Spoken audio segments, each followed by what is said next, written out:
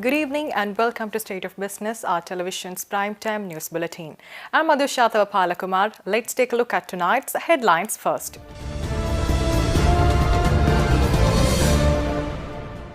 President to submit new proposals to United Nations.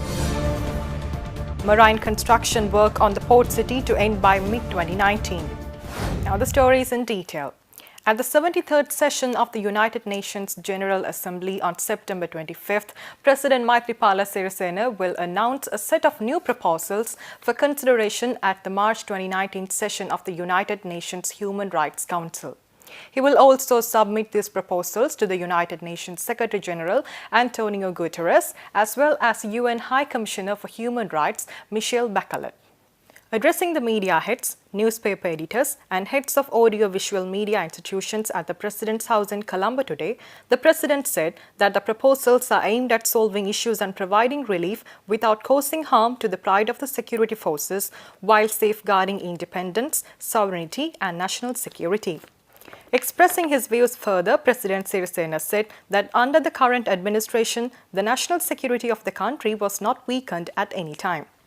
President Sirisena pointed out that even though a restructuring process was executed, it does not mean this process weakened the strength of the security forces and that at present the Sri Lankan security forces receive the cooperation of as well as training opportunities in powerful nations of the world. The President also stated that even today, the highest allocation of the budget is made to the Ministry of Defence. President Sirisena also spoke about the accusations against the Sri Lanka-Singapore Free Trade Agreement and said that a special committee of experts has been appointed to conduct an inquiry and those inquiries are successfully moving forward and that anyone can present ideas to the committee. President Sirisena also assured that if the committee report indicates the agreement will have a negative impact upon the country, he would take responsibility to remove those harmful clauses. Liang Taoming, Chief Sales and Marketing Officer of China Harbour Engineering Company Private Limited, says marine construction work on the Port City Reclamation project will be over by mid-2019. Speaking further during an event in Colombo yesterday, Ming noted that the next step is attracting foreign direct investments and domestic investments into the port city, depending on the country's economic policy. We are at about 70% only because of the monsoon season, which will end pretty soon, which once it's ended, we can resume the construction of the breakwater. So we are expected to complete reclamation and marine engineering work by the middle of next year. What we have also done is that 2 months ago, we have started on the city infrastructure works. So if you go onto site right now, you'll probably see a few trees being planted. We are trying to test plant trees on reclamation at this point in time. The next part of what we are trying to do now is really to attract investments into the port city, which is basically what we've been discussing a lot this morning in terms of FDIs, in terms of domestic investments. These investments are highly dependent on the economic policies of the country. Delivering a speech at the Sri Lanka Economic Summit 2018, International Monetary Fund resident representative in Colombo, Dr. Iteri Quintradze said that Sri Lanka requires implementation of consistent policies to accelerate structural reforms and to strengthen investor confidence. Speaking further, she noted that the economy needs to maintain adequate reserve cover and build up its reserve position further to deal with external shocks. According to Dr. Iteri, in terms of trade, the highly protected and regulated environment has led Sri Lanka's export structure to be frozen for the past 25 years.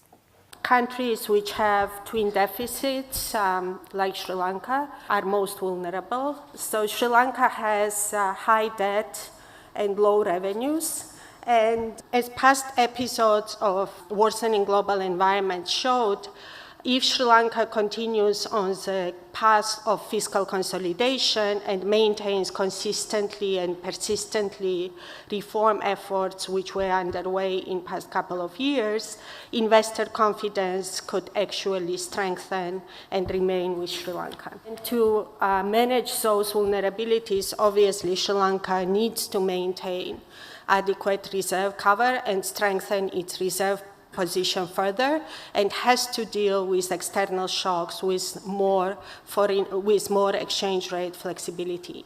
The most important aspect that which needs to be tackled to unlock Sri Lanka's growth potential is obviously competitiveness. And previous speakers spoke at length about the need to reduce regulatory burden, gradually open up for trade, and compete. Its trade structure has not changed in past 25 years. It has remained garments and tea and rubber products, while, for example, East Asian neighbors have moved very fast. Let's take a look at more news after this short break.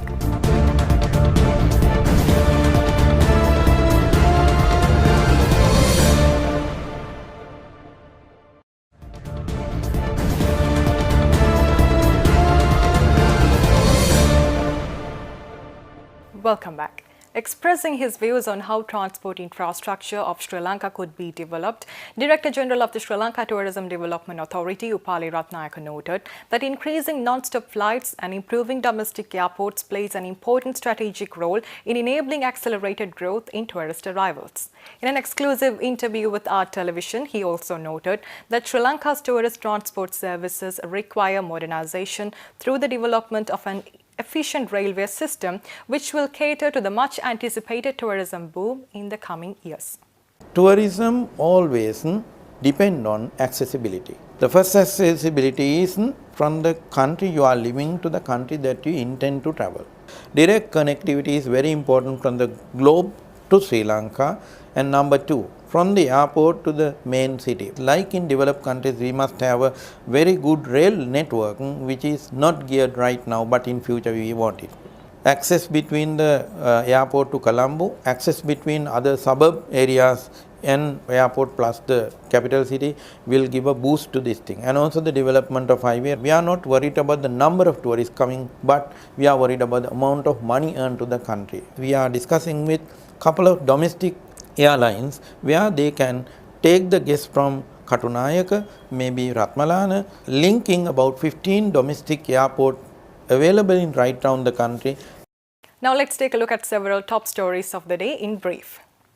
Lankapack International Packaging and Printing Exhibition 2018 began in Colombo today under the patronage of Minister of Industry and Commerce Rishad Bathiudeen. The three-day exhibition will comprise of over 150 stalls displaying thousands of brands to meet all kinds of packaging requirements under one roof. The annual Sri Lanka Army Para Games 2018 will be held from 19th to the 21st of September at the Diagama National Stadium. This year, over 700 differently abled athletes will take part in the event with the intention of receiving accolades in the final tournament. Singer Sri Lanka PLC, the country's premier consumer durables retailer, together with Sony International, launched 6 new high-power home audio systems at an exclusive event in Colombo recently. The 6 home audio system models launched included 3 options of the all-in-one box style as well as the Shake 3 box models, all of which are guaranteed to fill any room with booming sounds. Turret, a designer store catering to the niche high-end clientele for luxury watches, gems and jewelry, celebrated its 50th anniversary in Colombo recently. The Turret showroom features luxury brands such as Mont Blanc, Baume & Mercier, 88 Rue du Rhône and Raymond Weil. Let's see how the stocks performed after this short break.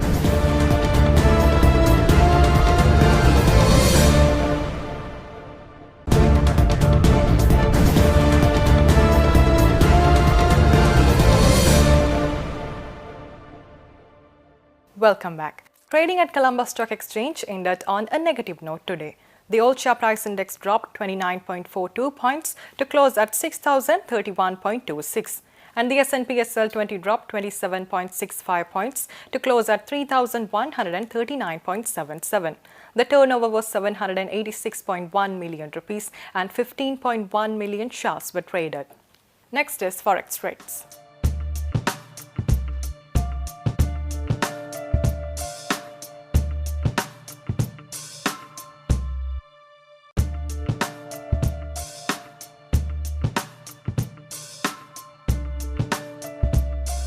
With that, we are wrapping up State of Business for the week. We'll meet you tomorrow with Best Roundup at 7 p.m. Until then, take care. Good night.